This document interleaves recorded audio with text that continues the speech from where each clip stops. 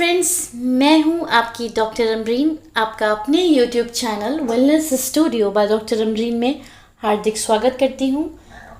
आजकल हम देख रहे हैं हर जगह लिखा हुआ है, दीवार दीवार कोने कोने हर स्क्रीन पे नज़र आता है, stay home stay safe, stay home stay safe, क्योंकि कोविड चल रहा है, पेंडेमिक है।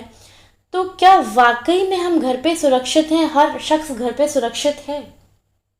इस टॉपिक पे बात करने जा रही हूँ क्योंकि नार्सिज्म आजकल लोगों में बहुत ज़्यादा पाया जा रहा है। और अगर किसी का स्पाउस मतलब लाइफ पार्टनर, जीवन साथी कोई नार्सिस्टिक हो तो उसके साथ रहना बहुत मुश्किल है, बहुत ज़्यादा मुश्किल है, अनलेस एंड अनटिल जब तक हम इसके बारे में पूरी तरीके से जान नहीं लेते कि वाकई में नार्सिज्म होता क्या है। मैं देख रही हूँ आजकल रिलेशनशिप स्टेबल नहीं हो रहे हैं और लोगों में नार्सिज्म बहुत तेज़ी से, स्पेशली मेट्रो की लाइफ में, मेट्रो पीपल्स में ये नार्सिज्म बहुत तेज़ी से जो है वो एक तरह से अपना घर जमा रहा है, दूसरों के माइंड को कैप्चर कर रहा है और लोग जल्दी जल्दी ट्रांसफॉर्म हो रहे हैं नार्सिस्टिक इंडिविजुअल पर्सनैलिटी में।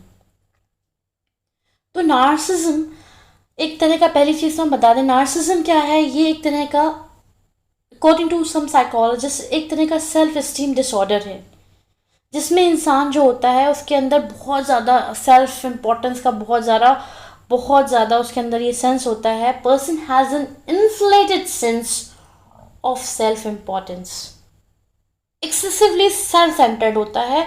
सेल्फ लव करना कोई बुरी बात नहीं है, पर जहाँ पे बिल्कुल एक्सट्रीमली आप सेल्फ लव करते हो, सेल्फिश हो जाते हो, सामने वाले के बारे में ज़रा नहीं सोचते हो, तो वो चीज़ एक ख़तरनाक चीज़ है।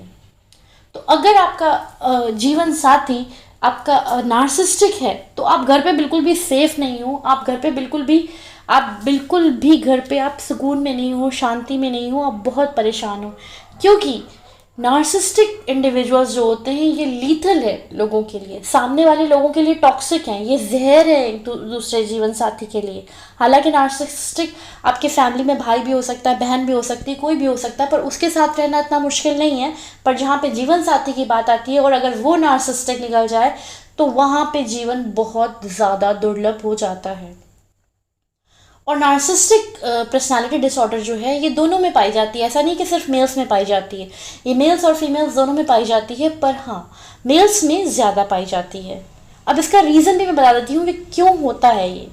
जेनेटिक, इन्वायरमेंटल, या आपके बचपन की पुरानी यादें, अगर आपकी पुरानी कुछ ख़राब है फैमिली में, या आपकी प्रॉपर पेरेंटिंग नहीं हुई है जहाँ पे बच्चे को बहुत ज़्यादा अच्छे से माँ ध्यान नहीं दे पाई है क्योंकि उसका पिता अक्सर बीमार रहता था, या कुछ और रीज़न्स थे कि माँ अपने आप में ही रहती थी या उसके पास बहुत सारे काम रहते थे, बहुत बड़ी फैमिली थी, जो भी रीज़न्स हो, अगर प्रॉपर पेरेंटिंग नहीं हुई है या कुछ फैमिली इश्यूज़ रहे हैं तो उसके बाद जो बच्चा होता है उसमें अक्सर नार्सिज्म पाया जाता है। ओके, तो नार्सिज्म जो वर्ड है वो आता है, ये ग्रीक वर्ड है, नार्सिसस से आता है। ग्रीक और रोमन में एक माइथोलॉजिकल स्टोरी है जिसमें बताते हैं नार्सिसस नाम का एक लड़का था जो कि बहुत ही सेल्फ ऑब्सेस था, अपने आप से बहुत ज़्यादा प्यार करता था। उसने दुनिया भर की लड़कियों को देखा पर उसको किसी से भी इश्क नहीं हुआ, किसी से भी मोहब्बत नहीं हुई, और फाइनली उसको अपने आप से खुद से मोहब्बत हो गई। और इतना ज़्यादा अपने आप से उसको प्यार हो गया कि वो दिन रात बैठ के तालाब के पास बैठ के सिर्फ और सिर्फ अपनी परछाई देखता रहता, अपनी परछाई, दिन भर अपनी परछाई देखता और रात में भी अपने आप को ढूंढने की कोशिश करता है उस पानी में।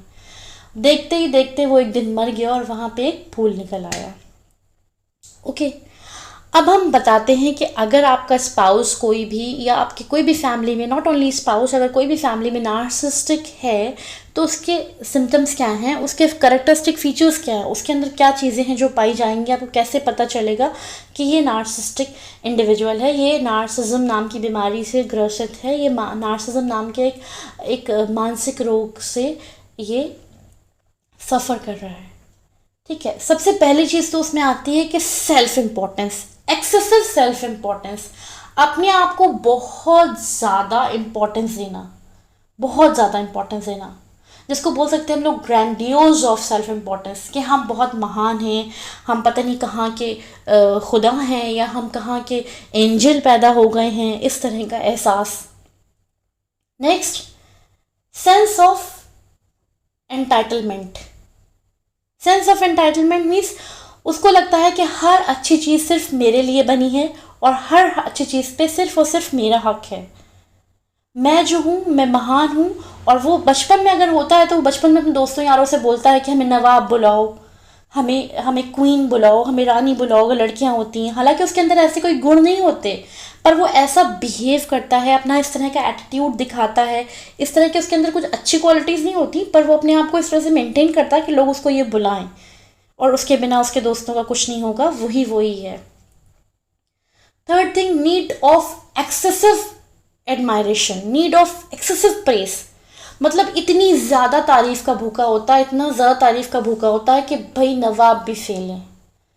हर बात बात पे आप उनकी तारीफ़, आपका मुंह थक जाएगा बोलते बोलते उनकी तारीफ़ करते करते, पर उनके कानों में ज़रा सी भी मज़ा नहीं आएगा। उनके कानों को, उनके कान नहीं थकेंगे सुनते सुनते, इतने ज़्यादा शौकीन होते हैं वो। फोर्थ थिंग कि लैक ऑफ एम्पैथी या फिर उनके अंदर फॉल्स एम्पैथेटिक होते हैं, फॉल्सली एम्पैथेटिक होते हैं। मतलब वो दिखाते हैं कि हाँ हमको फ़र्क पड़ा लोगों के सामने, पर वो प्राइवेट में अकेले में बिल्कुल भी उनको किसी का कोई फ़र्क नहीं, कोई एहसास नहीं।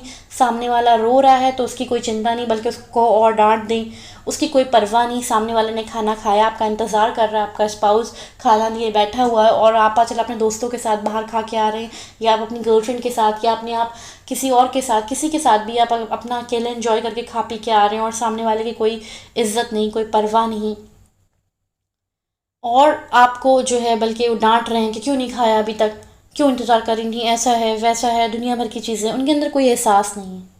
ओके। देन एरोगेंट होते हैं, बिल्कुल अपनी बात पे अड़ गए तो अड़ गए, ये मतलब ये, उसके बाद वो कोई सामने वाले का लॉजिक नहीं सुनेंगे, सिर्फ अपनी ही बात मंगवाना है।